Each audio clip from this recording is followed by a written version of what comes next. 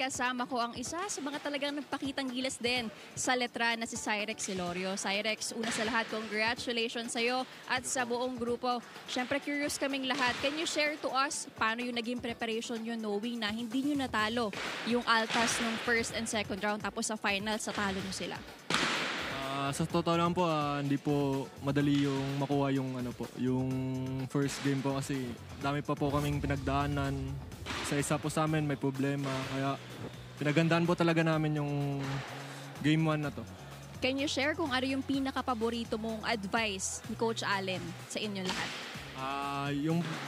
Yun nga, yung sinasabi niya po palagi, one game at a time po. One game at a time. Cyrex, grabe yung nangyari ngayon nung first half, muntik nang makahabol yung Altas. Tapos nung second half talagang hindi nyo binigyan ng chance na makahabol pa yung Altas. So aabangan ba namin next game? Aasahan ba namin makukuha nyo ulit yung champion? Back to back yun. Sinisigurado po namin na mas tatasan po namin sa game 2 at kukunin na po namin yung back to back champion. Cyrex, curious lang kami, no? Sino ba yung inspirasyon mo sa paglalaro ng basketball?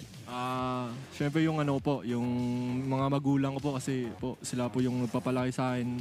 Wala po ako dito kung wala po sila. Yes. Tapos grade 11 ka na, Cyrex, no? So, taga Gensan. Coronadal. Buti hindi ka nahirapan mag-adjust dito sa Manila.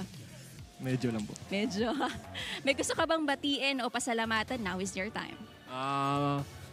Binabati ko lang po yung yung pamilya ko po sa Coronadal City, anak ko day. Hindi ko na naisayangon. Salamat gid sa mga pagpadako no sa akon sang maayo. Tsaka yung mga kaibigan po dyan sa Coronadal, shoutout po sa inyo. Tsaka kay Boss Frank, tsaka kay Boss Jacob. Salamat po. Maraming salamat, Cyrex.